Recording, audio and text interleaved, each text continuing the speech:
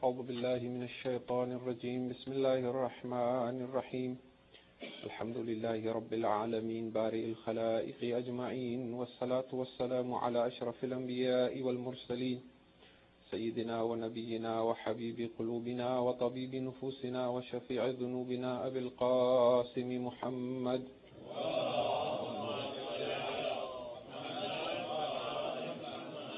ثم الصلاة والسلام على آل بيته الطيبين الطاهرين المظلومين واللعنة الله على أعدائهم أجمعين من يوم عداوتهم إلى يوم الدين.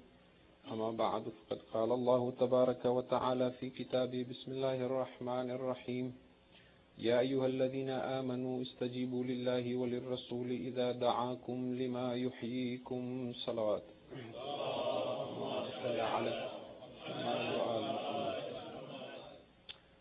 First and foremost, I would like to take this opportunity to once again commend the youths who have been coming forward to speak briefly to us before every majlis. I haven't been commending them individually on a daily basis from the minbar, but in case I don't get a chance to mention this again, I'd like to once again say that we are indeed very proud of you, and inshallah may Allah preserve you for our community, and may there be more like you in our community. Ameen ya Rabbal Alameen. The subject of our discussion has been the end of negative suffering, and I have three more questions from you, my dear brothers and sisters. But because I want to cover a lot of ground today, I will be very brief in the answers, and if anyone needs further clarification, you can ask me afterwards. The first question was that you are asking us to learn how not to use our mind, but we still need our mind to smell, to eat, to taste, to touch, to feel, and so on. The brief answer to that is, I'm still not saying let us not use our mind. I'm saying let us control the chatter and the incessant activities in the mind that are purposeless. Furthermore, there are activities in the body that we don't need to think about. They are reflex actions. For example, we don't have to voluntarily think and plan when we want our heart to beat and pump blood in the body. That happens automatically. The brain controls that. So it is possible to attain a state where one can eat without having thoughts going through the mind, or one can walk, or one can smell without there being all this chatter in the mind. The second question is that you are telling us to live in the present and not in the future, yet the Quran tells us about Jannat, which is in the future. So, the Quran says, look forward and hope for Jannah. The Quran doesn't say hope for Jannah. The Quran says work for Jannah. Because with false hope and worry and anxiety, nobody is going to Jannah. Jannah has to be worked for. And again, we are talking of negative suffering, and we are talking of those aspects of our lives that stop us from connecting to Allah subhanahu wa ta'ala. Even if hoping for Jannah was there in the Quran explicitly, it is still connecting you to Allah. It is not becoming a veil between you and Allah and subhanahu wa ta'ala. And as we said, there is nothing wrong in planning for the future, so long as it doesn't become a source of anxiety. And the same would be true for the past. Because one could say, you're telling us to live in the present, why do we talk about Imam Hussein alayhi salam? That's the past. Right? But there is history. First of all, Karbala is not history or past. Karbala is present. Karbala is alive even today. The blood of Imam Hussein alayhi salam gushes with the same strength and force. And inshallah we'll try and make mention of that on the day of Arba'een as well. But beyond that as well, when we think of our own personal problems and our own resentments and grievances with other human beings in the past, it creates a veil, it creates negativity in us. When we think of Karbala, it brings us closer to Allah. It doesn't take us away from Him. It doesn't become a veil. So the matters of religion are different from what we are talking. We're talking of anxiety, anger, depression, boredom, worry, stress, the personal areas of our life where we create unnecessary negativity. The third question was that if my ego incites me to commit a crime, like murder someone, you are saying my ego is not me. So why will I be punished on the Day of Judgment? Allah should punish the ego, because I'm not my ego. The answer to that is the ego is not real. The ego is an illusion, so there's nothing to punish there. If we are punished, we will be punished because we allowed the mind to control us and we did not take charge of it and harness it. It's like having a wild horse. If the wild horse goes, you are in charge of the wild horse. You've got to tame it and control it. If you let it loose and it goes and kills someone, the wild horse is not responsible. You are responsible. So that is just a brief answer to these questions. If you can recite aloud, salawat ala Muhammad wa ala Muhammad wa ala Muhammad. Now, in our discussion where we stopped last night was we were talking about the different ways in which the mind sustains the ego, in which the mind keeps this false sense of I alive and hides the real me by keeping this constant noise in the head. And we said essentially, because the ego was created based on conflict, the mind believes it needs conflict and pain to remove or to keep that false identity permanent. And a lot of the things we do, we think it will resolve the problem, but it increases the problem. We talked about blaming yesterday, blaming others and not taking responsibility for our actions. Then we talked about being irritated very quickly and easily. And we said that broadly all these different negative means of adding pain to our body are divided into attack, defense, and withdrawal. So we continue from that. Another form of negative suffering is boredom. Boredom is impossible when one is alert. When one is connected to Allah subhanahu wa ta'ala, it is impossible to become bored.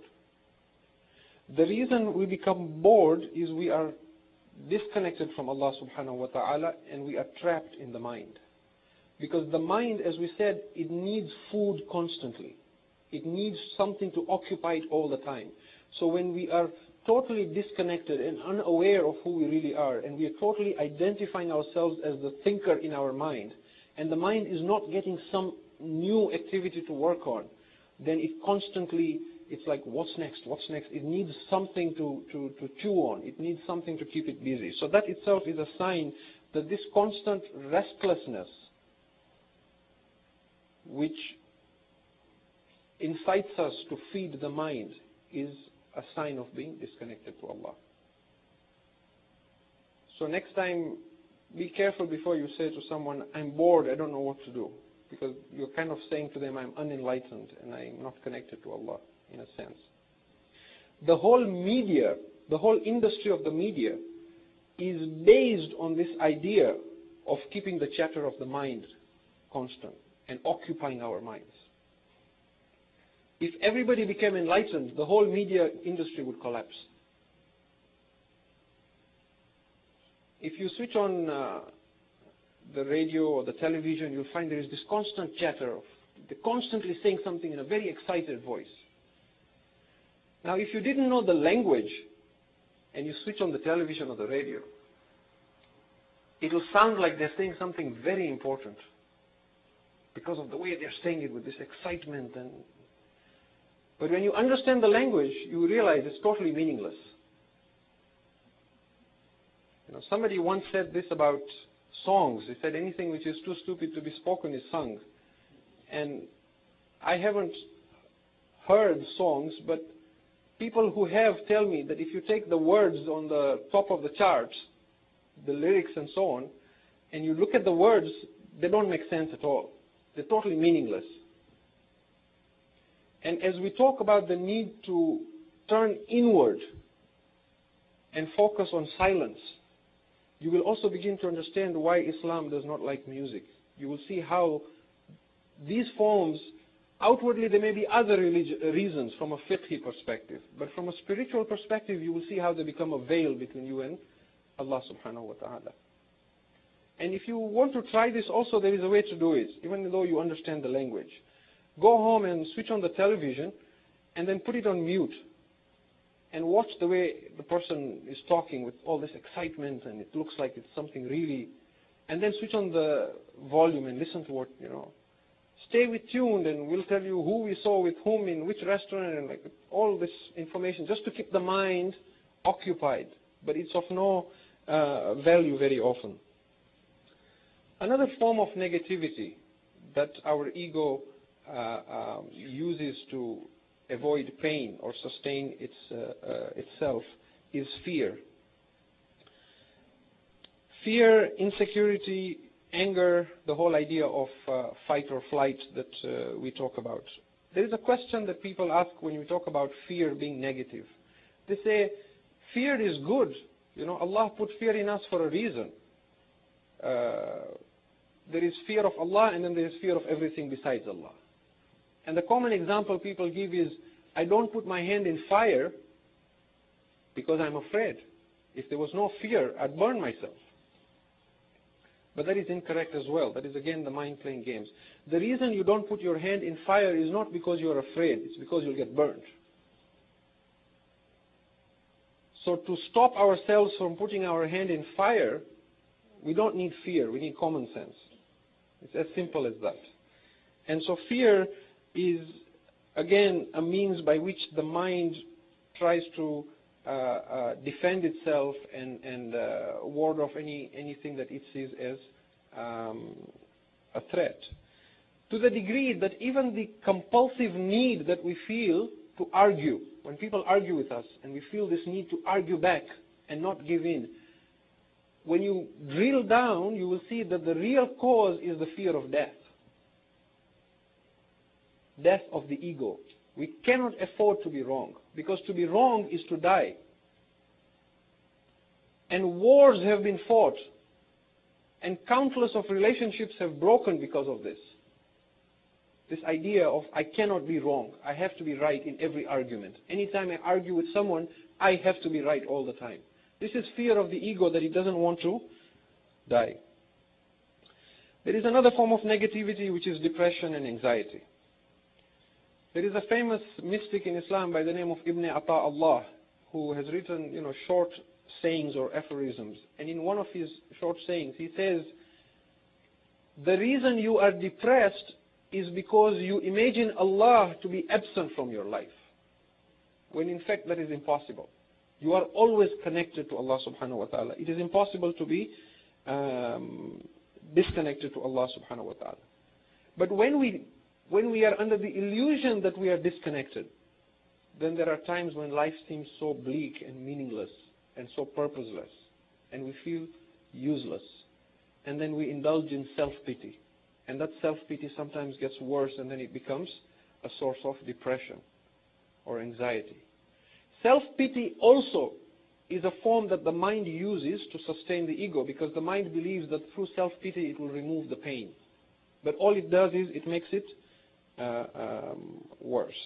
So these are just some of the forms of negativity that we have been talking about. Once we learn to disidentify from the mind, once we learn that I am not the thinker, then there is no more the need to argue. There is no more the need to blame someone. There is no more the need to get angry and shout at someone. There is no more the need to argue and defend and fight with people, because there is nothing to defend. You begin to ask yourself this question, what are you defending? An illusion. What is it that you are fighting to struggle to keep alive? And the deeper we move into our consciousness and understand this, and we dissolve the ego, then the need to argue is removed. There is also worry and stress that we talked about at length, but again, briefly speaking, worry is when we start imagining things will go wrong.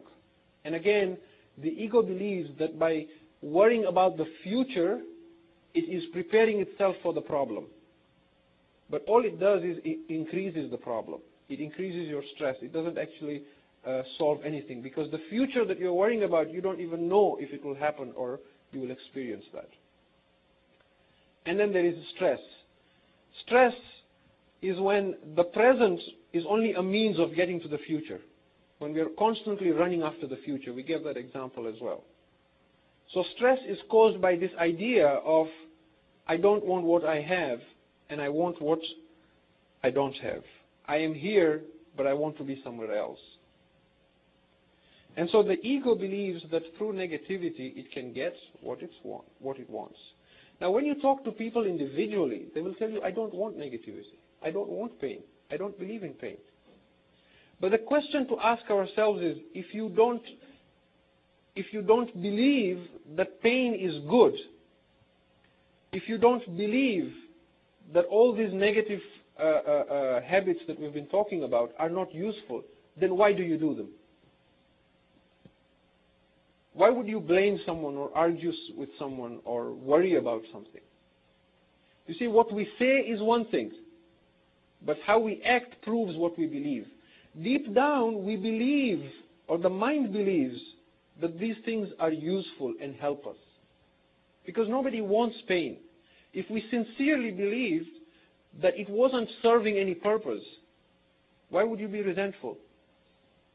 You didn't like something somebody said to you or did to you. You become resentful.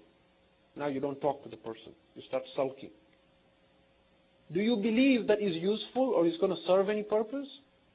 Yes, you do. Because if you didn't, there would be no reason to create pain for yourself. You see, why would you create that pain?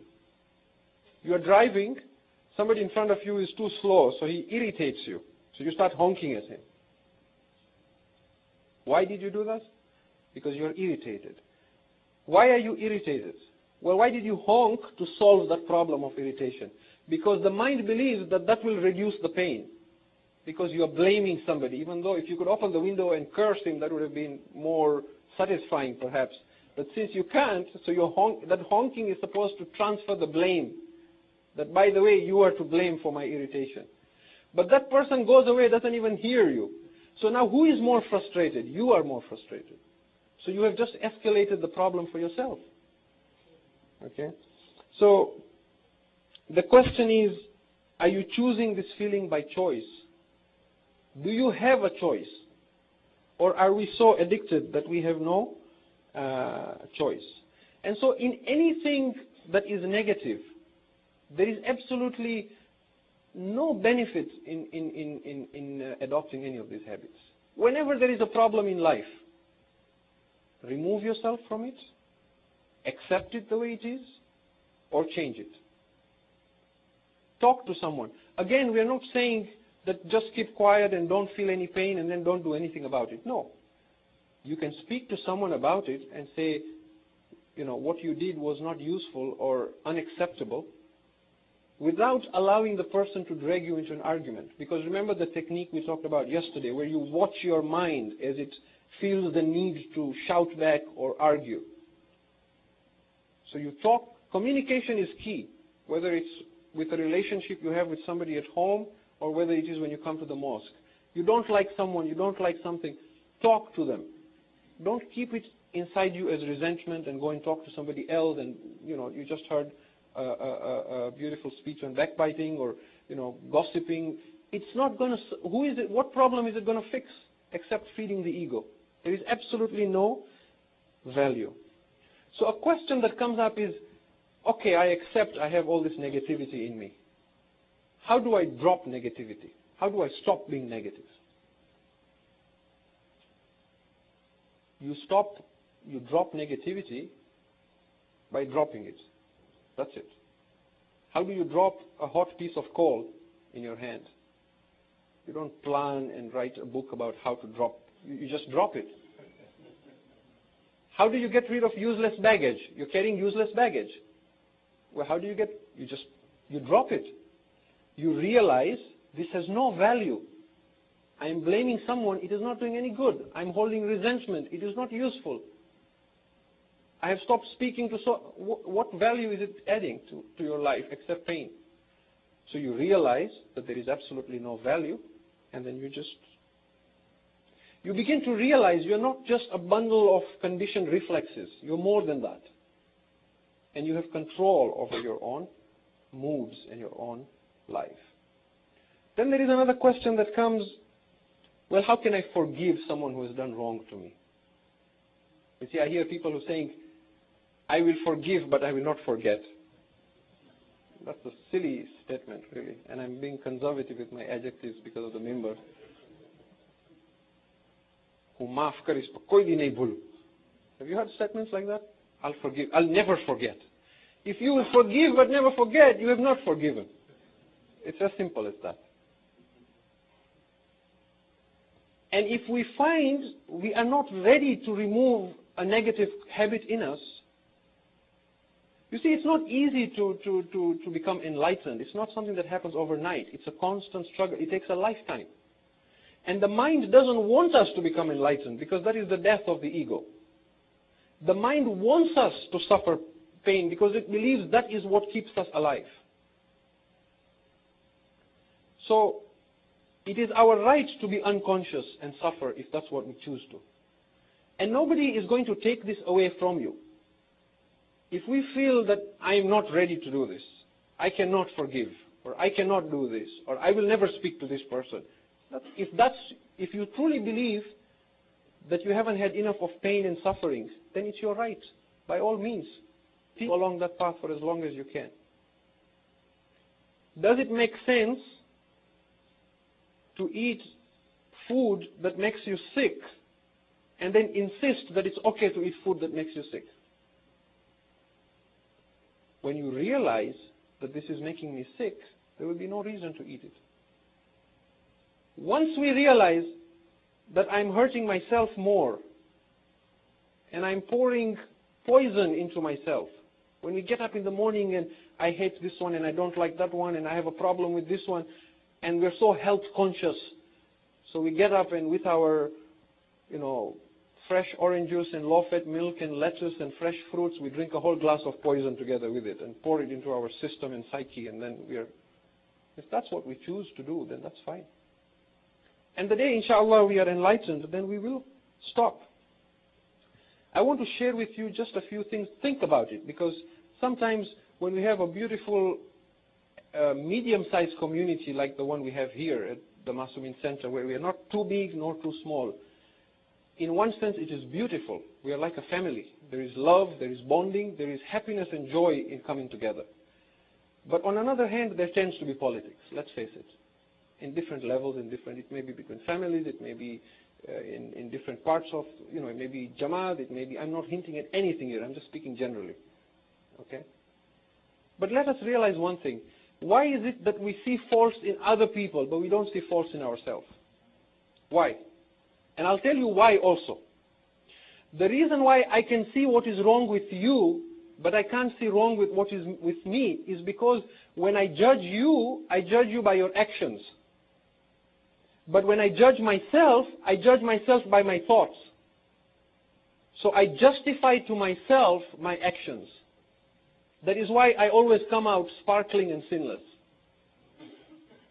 Because I don't see myself the way others see me. I judge myself based on my thoughts. And then the mind, of course, doesn't want pain, so it justifies things for you. But when I see you, I don't know what's in your mind, why you did what you did. So I judge you only by your thoughts. That is why we are told a mu'min is a mirror to a mu'min. You see, when you look at a mirror, it doesn't adjust things for you. If you are tall, it will show you tall. If you're short, it won't say, well, here's a wrinkle, let me move it, change it, and then when you look, you see something. It shows you exactly what you are. And that's how a mu'min should be to a mu'min. And that's why we sometimes need to have that relationship as well with others. So we need to realize that we won't always be surrounded by enlightened people. We all come from different families, from different backgrounds. We were brought up in different places. Some of us came from large families, small families, rich families, poor families, Africa, India, Iran, Pakistan, born here. There is all this culture. It's a beautiful mix, but there is bound to be strife. You see, a green apple is sour, a red apple is sweet. But before the red apple became red, it was first green. So, if I am already mature in my thought and emotionally mature, and I think I'm at some level of enlightenment, for example, and I see myself as a red apple, very sweet, I should not judge and be intolerant to the green apple that I see. Because I need to realize that I too was once a green apple. And he or she will one day also ripen if I give him or her the chance to do so. Right? So there is need for some tolerance. this brings us to the end of our discussion in terms of the games the mind plays and how the mind sustains the ego. If you can recite aloud, Salawat ala Muhammad wa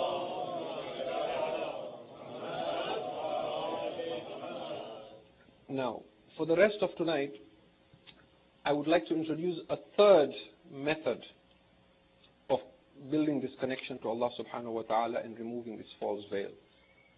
I have introduced two techniques already. The first was becoming present, living in the now. We talked about taking deep breaths, removing thoughts from the mind, and then saying what is wrong with now, and the whole session we had on that. The second technique we talked about yesterday was you disidentify from the thinker, you sit in meditation, and you watch your mind as it thinks. So you become the witness, the silent watcher of your mind. The third method of discovering the meaning of life and living the real life and connecting to Allah subhanahu wa ta'ala is learning through nature, by observing nature, plants, and animals. And I want to talk about that a little bit.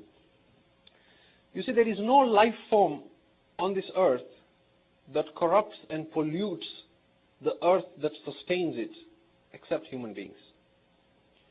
And there is no life form that suffers negativity except human beings. We are the only creation, maybe jinnat or the others, who have this negative suffering. Have you ever seen a depressed dolphin? Or perhaps a frog who suffered from a lack of self-esteem?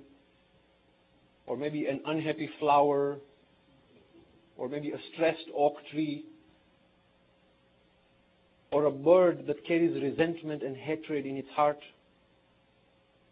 You won't see that. You will only see that in human beings. And no animal in the wild is neurotic. Only human beings become neurotic. And when you find animals who become neurotic, you will find they are the ones who have lived close to human beings. Maybe cats or dogs, you'll find some of them neurotic. And that is because of their close association to human beings. But if you look at animals in the wild, none of them is mad or neurotic or depressed or... Why? Does it not strike you odd that we are more intelligent, but we suffer more? We should have the means of not suffering, yet they are so happy and we are suffering. Could it be that the very same mind by which we boast to be superior is the obstacle that is causing the suffering? Could it be? This is something to think about. Let's take an example of a cat, for example.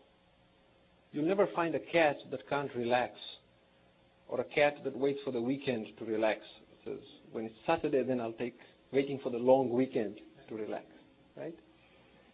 Look at it, and what we want to learn in terms of how to observe animals. When you're observing an animal, don't make any judgments. Don't label it. Suspend your thoughts and then just watch it. Watch a cat, how it walks with the grace. It's extremely graceful the way it moves. And I'm giving this example because I know many of you may even have cats at home. After a while we forget. It's like part of the furniture. We don't look at it. But just look, somebody once said God created cats so that humans would know the pleasure of petting a tiger. They're beautiful creatures. You should watch a cat when you take it to a new home. Let's say you have a cat that's always lived in one home. I have actually observed this. If you take the cat and take it to a new home and just drop it there, first it will stalk like a tiger. It will walk around every room. And you'll almost laugh at it because it's walking like a panther. And it's just a little cat. You could probably kick it, but it's walking with like as if it's a cheetah, or like it will crawl and go through every room and observe and watch, and it's getting used to its environment. Then once it's seen the environment once, it will come out, find a cozy spot, and then it will sit down and relax. And then when it relaxes, that's it. And it's so beautiful. Artists even try and paint this kind of a scene, just to capture the grace and the beauty and the composure that you would find in such an animal. You can observe this in a dog as well. It may be that the chemistry of a dog doesn't go well with insan, because of which it is considered to be najis or najisul ayn and makruh and not recommended and to keep at home and so on. However, you will see the loyalty in a dog, the aliveness, always happy. You give it something small, wagging its tail. It's never upset or depressed or. What we learn when we use these animals as teachers, we learn how to surrender. We learn how to be real. We learn how to live and die without making living and dying a problem. We learn how to live in the now just by observing them. You just watch them.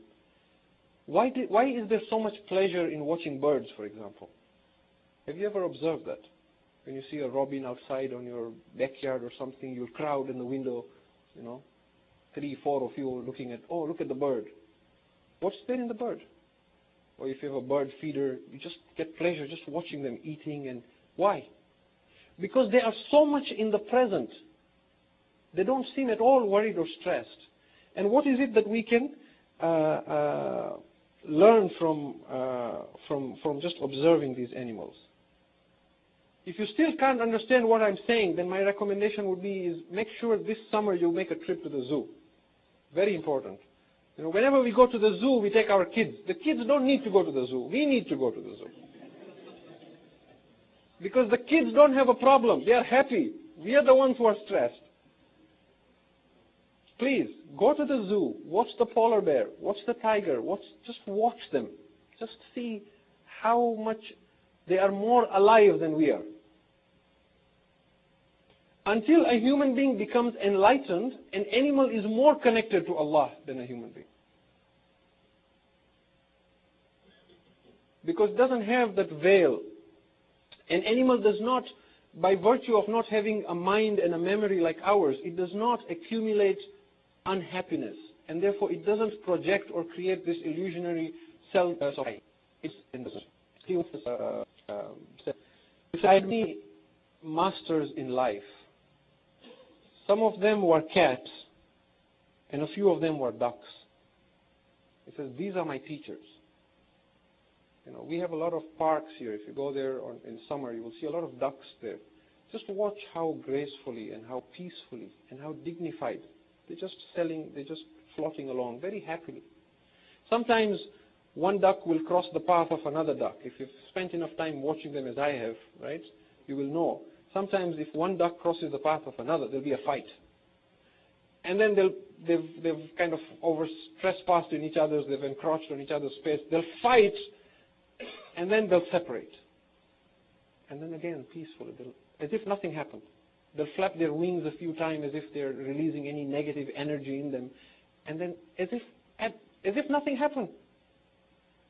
Now, children are like that. That's exactly what we say, isn't it?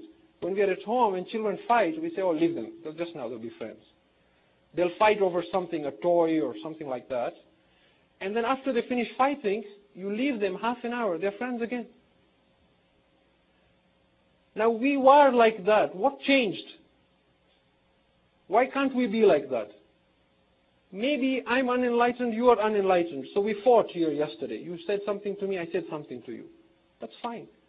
Now, does that mean we don't talk to each other for the rest of our lives? How unenlightened that is. It's almost as if I need to say, let us become like children, or let us be like animals. Right? So there is so much and this is natural wisdom that Allah has kept in all His creation. That they look for the simplest thing to celebrate. What does it take to make an animal happy? A pet at home? What does it take to make a child happy? The smallest thing, and they're ready to celebrate life. They're happy. You bring a small cake or small, sweets or a toy, they're jumping up and down. They're happy. We're not happy. The more we get, the more we want. There's something lacking. What is it? It's this false ego and this separation from Allah subhanahu wa ta'ala. What do you think Rasulullah sallallahu alayhi wa alihi wa sallam, Allahumma salli ala Muhammad, what do you think he meant when he said, if you would have trusted Allah as He deserves to be trusted, He would have fed you the way He feeds birds. This is tawakkul. This is trust in Allah. How much trust do you have? He says, if you would have trusted Allah as He deserves to be trusted, He would feed you the way He feeds birds. And Allah mentions all these things in the Quran. That look at, we say all these thousands of things, Allah has thousands of species, animals and sea life and plants. Allah has created. These are all His signs. These are all His nishaniya. But we don't take time to look at them. We look at them with all these labels and judgments. It's like when we are in the mind, when we are the thinker, we see the world in a 2D flat manner. When we become enlightened, when we watch with our real being, not with the mind, suddenly it's like watching things in 3D. The whole world wakes up.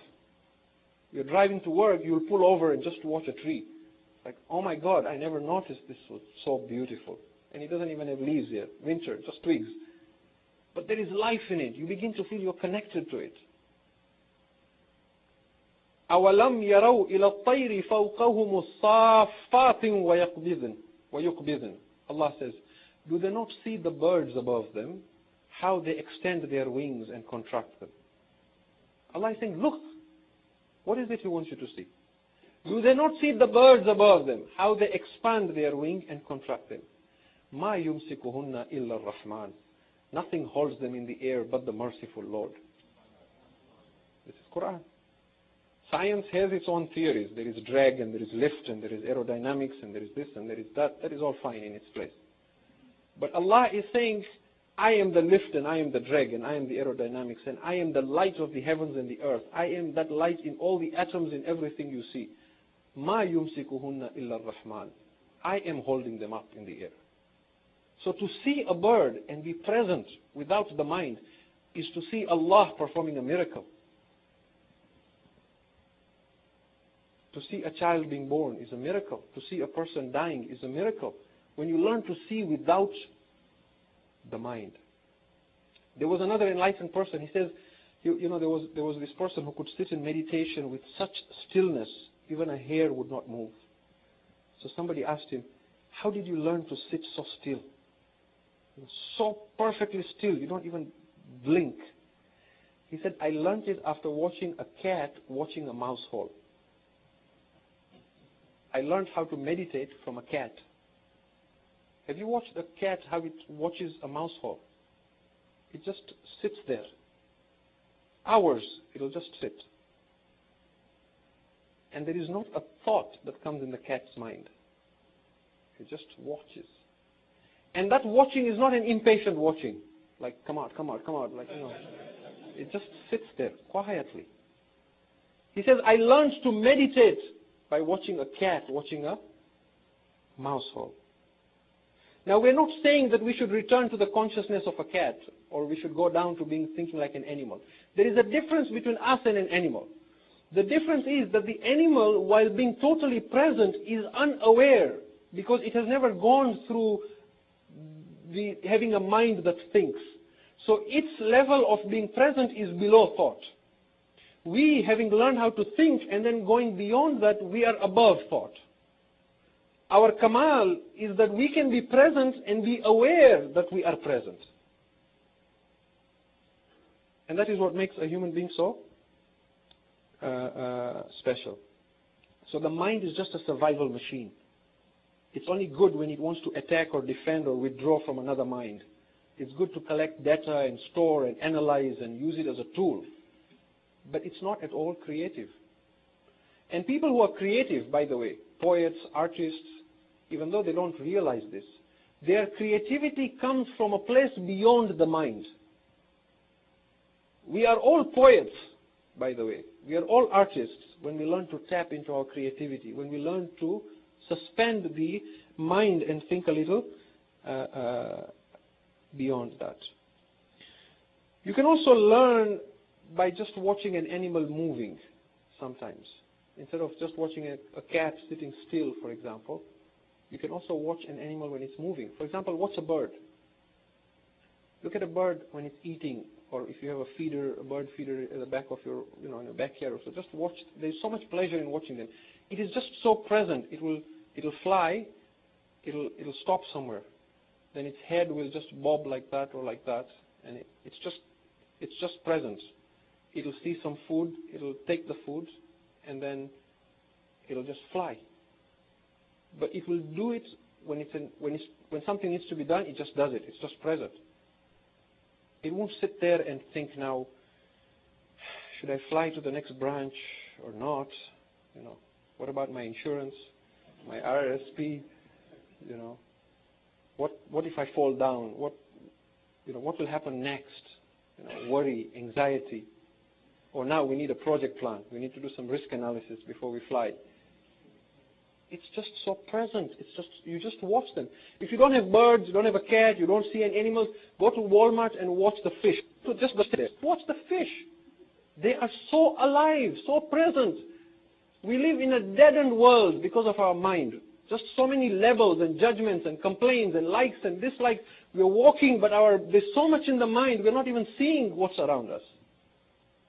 We live in a dead world. The animal is more alive. Watch a fish and see how, alive it is. And even there you will learn so much. You can also learn to meditate, like we said, the example of the cat watching the mouse hole. You can watch your mind like a cat watching a mouse hole.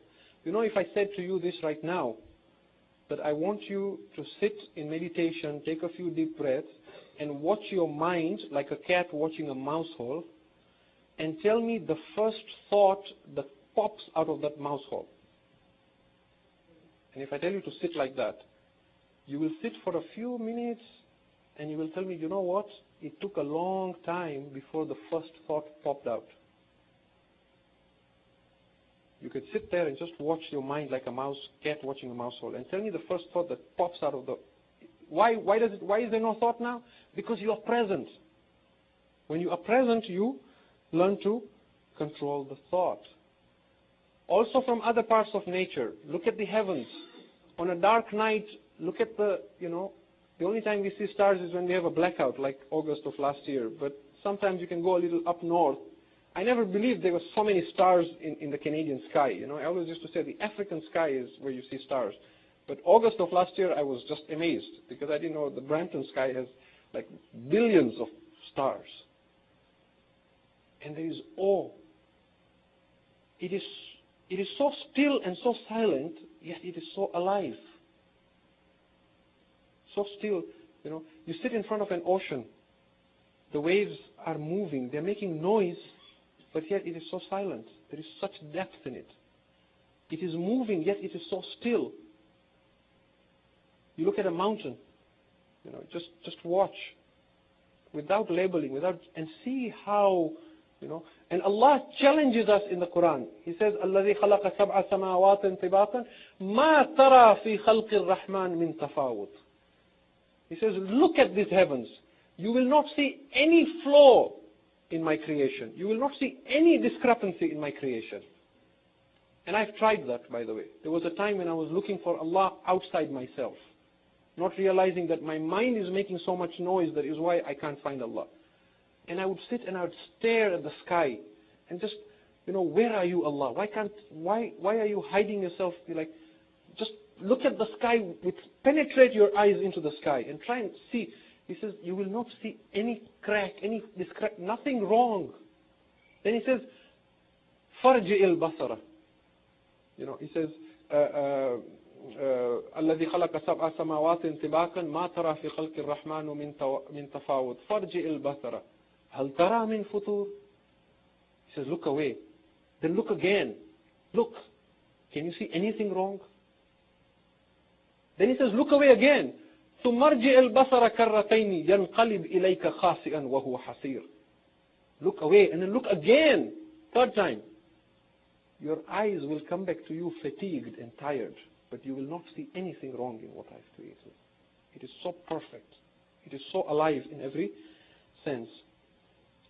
So when we learn to observe nature, we add a new dimension of depth and knowledge into our being. We disidentify from the mind even further. And as I said, we have the capacity to know Allah subhanahu wa ta'ala in a manner that animals do not know. That is why Allah in Hadith al-Qudsi, He says, كنت كنزا مخفيا, I was a hidden treasure. فأحببت أن أعرف فخلقت خلقا لكي أعرف. I was a hidden treasure. I had all this potential, knowledge, power, grace, beauty, but it was hidden. There was nothing. And I desired to be known. So I created a creation so that I may be known. And this creation is the human being. That if a human being learns to rise above the mind, then you don't become anymore this little person who's just running after worldly things, trying to become rich or successful or important or doing this or that or finishing to-do lists. You suddenly become a person who is there to fulfill the purpose of the universe. That Allah wants to manifest His attributes through you.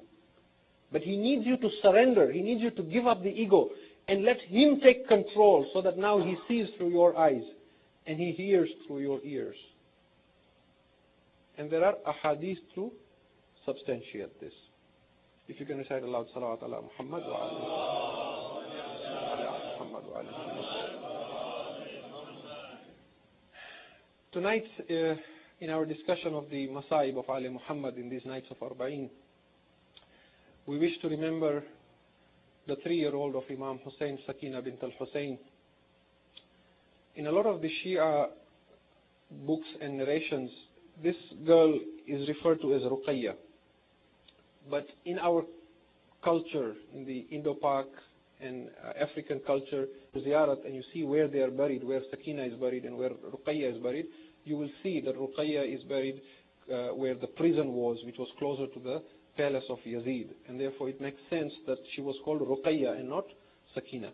But a lot of our marthiyah and our nawhas are based on this name of Sakina. Where the misunderstanding or the change took place, we don't know. But we will refer to her as Sakina. We just talked about children. We said children have this beauty in them, that they are alive, they are awake, they are always happy. And they are always ready to believe in something. As they are so hopeful, they never get depressed. They never give up hope. They never suffer from anxiety. And you will see this in this 3-year-old or 4-year-old of Hussein. And inshallah, I will recite for you some verses here from Mir Anis also, that you will see and understand who is Sakina. And actually, before I get into Masaib, I want to thank Brother Haider Khoja. I don't know if he's here tonight, but he was very helpful in helping me with some of these verses of Mir Anis. So may Allah bless him, inshallah. Sakina had already seen a lot in Karbala. She had already asked her father, do I have to become an orphan? She had already asked her father, if you have to die, can you at least take us back to Medina before you die? She had already suffered a lot at the hands of Shimr as well. We are told that Imam Hussein alayhi salam had put some earrings on her ears. And when the ladies' veils were pulled and Sakina's dress was burnt, Shimr la'natullah alayhi, he pulled the earrings with such force from her ears that he ripped her earlobes and they were bleeding. This is Sakina. And when she was going from Kufa to Sham as well, you see this little child, the innocence, the belief that there is still hope. If she was thirsty, she still thought, my uncle Abbas will still bring me water. She knew Abbas was, but there's this hope in a child. And we are told in one incident, when it was a very hot day and the Ahlul Bayt were kept under the hot sun, Sakina was very thirsty. So she says to her aunt Zainab alayhi salam, that is it okay if I go and ask Shimr for some water? And Zainab says, yes, ask her. So she goes to Shimr and says, if you can spare some water for me. This is a 3-year-old asking for water. Shimr says, I have to give water first to the other soldiers. You walk with me, then I'll give you water. So wherever Shimr walks, Sakina is walking with him, watching. He feeds one by one every soldier. Then when he finishes, Sakina says, can I have some water now? He says, no, now I have to feed the animals first. The horses must be given water first. So he gives water to the horses first. Then when he finishes, Sakina says, can I have some water now? Then he takes the water and spills it on the hot sands of Karbala and says, there is no water for the daughter of Hussein. You can see the grief that is building in this child. When she gets to the court of Yazid, because she was so small, the women were tied on their hands, but Sakina was tied on her neck. This is a 3-year-old. If you can imagine your 3-year-old standing with a burnt dress, having been slapped by Shimr with her ears bleeding, she has a rope round her neck. And when Yazid says to her, what is your name, little girl? We are told her lips move, but her voice doesn't come out. Imam Sajjad has to say to Yazid, oh Yazid, the rope is so tight on her neck, she cannot speak. Loosen the rope on her neck. This is Sakina. When Sakina now is in prison, and she is remembering her uncle all the time, and her father, this is where I want you to listen to these verses.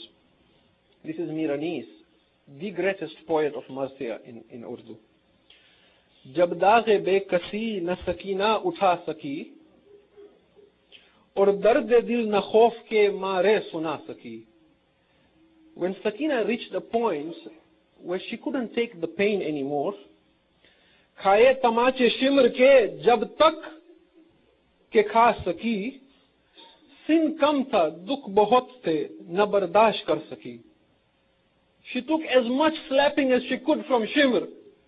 But when she couldn't take any more, she was young. She had taken too much upon her.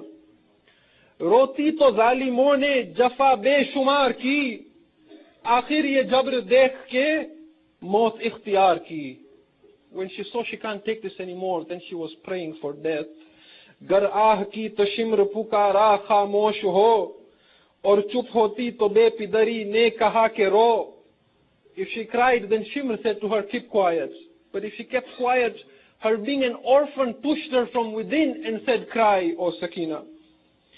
जब प्यास लगती रोके चचा को पुकारती, दुखते जो कान शाहे हुदा को पुकारती, आता न जब कोई तो खुदा को पुकारती, जीने से तंग होके कज़ा को पुकारती, कहती थी ना चचा न इमामे उमम रहे, रुलवाने को अदू रहे, रोने को हम रहे.